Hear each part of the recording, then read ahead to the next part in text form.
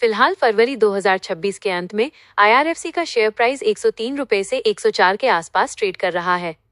हाल के दिनों में कुछ प्रेशर देखा गया, जैसे गवर्नमेंट का OFS ऑफर फॉर सेल, जहां 2% स्टेक ग्रीनशू ऑप्शन के साथ 4% तक बेचा गया, फ्लोर प्राइस 104 रुपये पर। OFS में इंस्टीट्यूशनल और रिटेल रिस्पॉन्स म्यूटेड रहा, जिससे शेयर 52 वीक लो के करीब पहुंचा 101 रुपये और 73 पैसे तक। लेकिन ये शॉर्ट टर्म उतार चढ़ाव हैं। असल में कंपनी की फंडामेंटल्स बहुत मजबूत हैं और लॉन्ग टर्म में पॉजिटिव आउटलुक है। आइए डिटेल में देखते हैं IRFC के प्रेजेंट स्थिति और फ्यूचर के पॉजिटिव एस्पेक्ट्स को। प्रेजेंट स्थिति फरवरी 2026 तक। IRFC का मार्केट कैप करीब 1.35 लाख रुपए करोड़ है। शेयर प्राइस हाल में 103 रुपये और 55 पैसे 27 फरवरी 2026 क्लोज पर बंद हुआ, जो पिछले कुछ महीनों में 17 से 20% नीचे आया है। लेकिन ये गिरावट मुख्य रूप से मार्केट सेंटिमेंट, OFS प्रेशर और ब्रॉडर PSU सेक्टर में करेक्शन से आई है। कंपनी की बिजनेस मॉडल बहुत सिंपल और सेफ है। मुख्य क्लाइंट इंडियन रेलवे, जो गवर्नमेंट बैक्ड है। NPA 0, कोई लोन डिफॉल्ट नहीं, क्योंकि रेलवे का पैसा हमेशा टाइम पर आता है। Company bonds, ECB, external commercial borrowings और अन्य सोर्स से फंड रेज करती है और रेलवे को लोन देती है।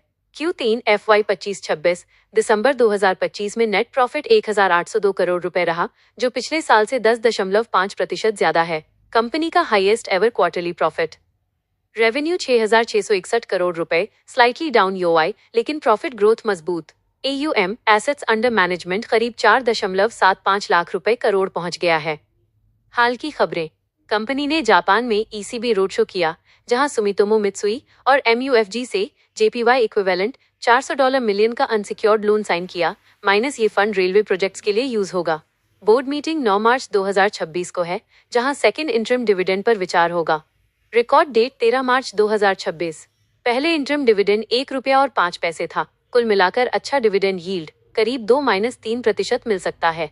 OFS के बाद गवर्नमेंट होल्डिंग 86.36% से घटकर करीब 82 से 84% रह जाएगी, लेकिन कंट्रोल अभी भी मजबूत। क्यों गिरा शेयर? शॉर्ट टर्म में OFS, मार्केट करेक्शन और रेलवे कैपेक्स में कोई बड़ा सरप्राइज ना आने से, लेकिन ये बाइंग अपॉर्चुनिटी हो सकती है लॉन्ग टर्म इन्वेस्टर के लिए। फ्यूचर के पॉजिटिव एस्पेक्ट्स। क्यों है IRFC में लॉन्ग टर्म पोटेंशियल? IRFC का फ्यूचर ब्राइट है क्योंकि ये डायरेक्टली इंडियन रेलवे के ग्रोथ से जुड़ा है। गवर्नमेंट रेलवे को मॉडर्नाइजेशन, सेफ्टी और एक्सपेंशन पर फोकस कर रही है। यहाँ मुख्य पॉजिटिव पॉइंट्स। IRFC 2.0 डाइवर्सिफिकेशन का नया चैप्टर। कंपनी अब सिर्फ रेलवे पर डिपेंड नहीं रहेगी। टारगेट है 60-40, 60% रेलवे से और 40% रेलवे से जुड़े infra, special purpose vehicles SPVS, अन्य PSU और इंफ्रा प्रोजेक्ट से। इससे नेट इंटरेस्ट मार्जिन NIM बढ़ रहा है, हाल में 1.51% तक पहुंचा, जो पिछले 3 सालों का बेस्ट है।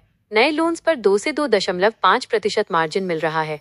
मैनेजमेंट का टारगेट अगले 3 से 5 साल में AUM को 5 लाख रुपए करोड़ से ज्यादा करना।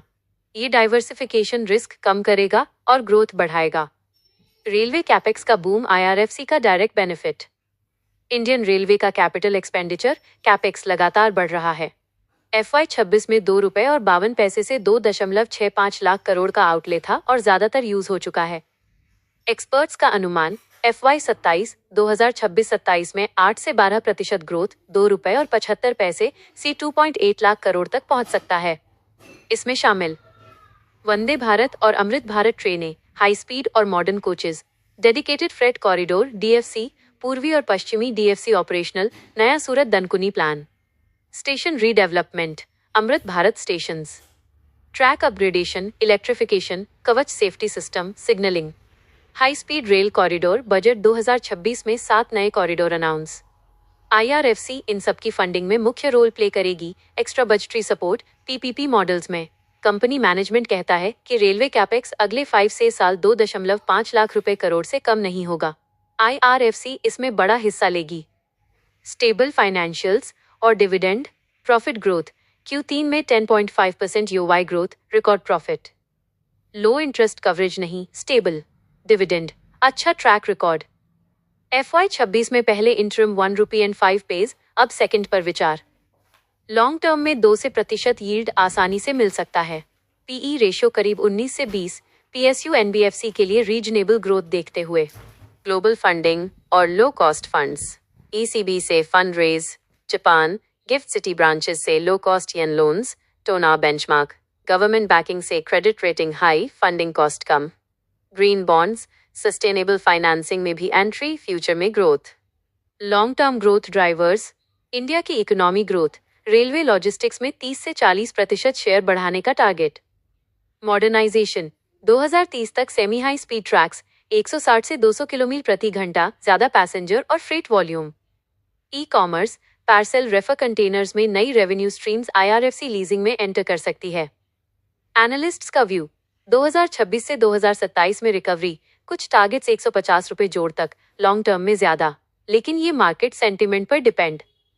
रिस्क्स, बैलेंस्ड व्यू के लिए शॉर्ट टर्म में market volatility, interest rate changes, railway capex अगर बजट में कम बढ़ा तो ग्रोथ स्लो, लेकिन ओवरऑल 0 एनपीए, गवर्नमेंट बैकिंग से रिस्क बहुत कम।